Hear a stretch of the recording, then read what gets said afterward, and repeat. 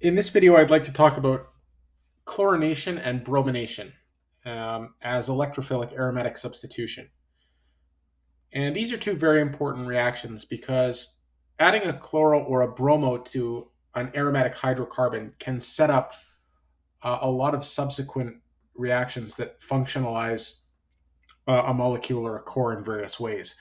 So a bromo is actually a very useful synthetic handle because it can be used for subsequent operations like transition metal coupling reactions. You can lithiate it, you can make a Grignard out of it, among other things. So it's a very important thing to be able to do to an aromatic compound. The mechanism here is really very simple, so we'll cover both chlorination and bromination in the same video. And this really is the bread and butter of electrophilic aromatic substitution. Now, the one thing that I actually want to point out is this. First thing is if you simply react bromine with benzene, actually you will not get the electrophilic aromatic substitution. The bromine really isn't quite electrophilic enough for the EAS reaction to take place on a useful time scale at any rate. So what you need to do is you need to add the Lewis acid. And a couple of things there's a couple of Lewis acids that we normally see for bromination. We see aluminum tribromide or sometimes ferric bromide. So FeBr3. We can see sometimes either of these. And they work pretty well. Now, the way this works, of course, is, as I've mentioned before, aluminum tribromide has an empty p orbital. And so bromine, which has lone pairs, simply complexes into the empty p orbital. And what you get is you get this Lewis acid Lewis base complex.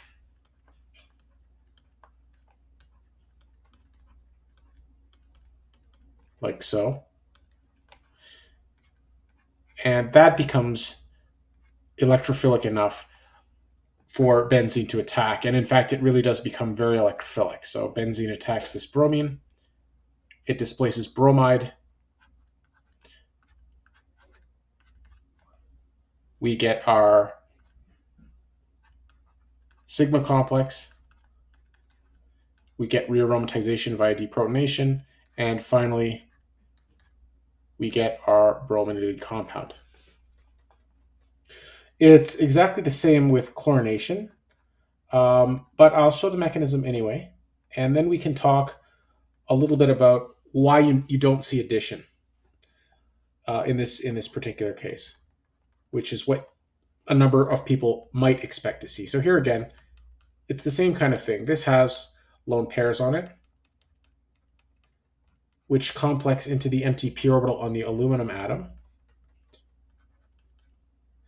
And of course, what we get is this Lewis acid Lewis base complex.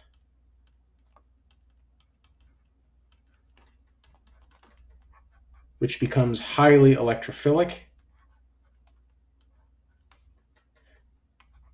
We get our sigma complex. And it rearomatizes via deprotonation. Oh, I forgot the bromine here.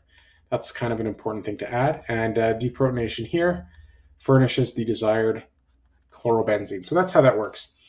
The one thing to mention about this chemistry is what a lot of students typically expect to happen, depending on when they learn addition reactions, and usually that comes before electrophilic aromatic substitution, is they think that, I learned that, doesn't bromine react with double bonds like this, with these weird arrows, such that you get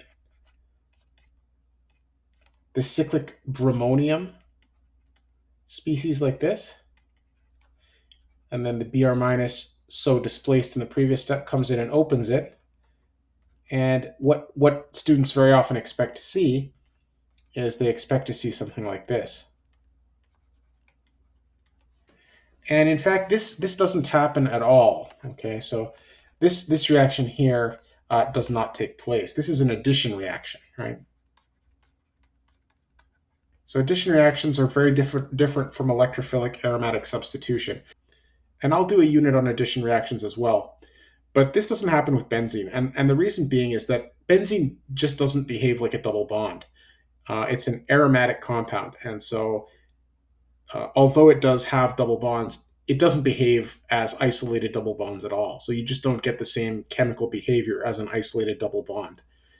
It behaves as an aromatic molecule, and the only thing you observe is electrophilic aromatic substitution, provided that you have a Lewis acid to make the halogen sufficiently electrophilic. So that's chlorination and bromination.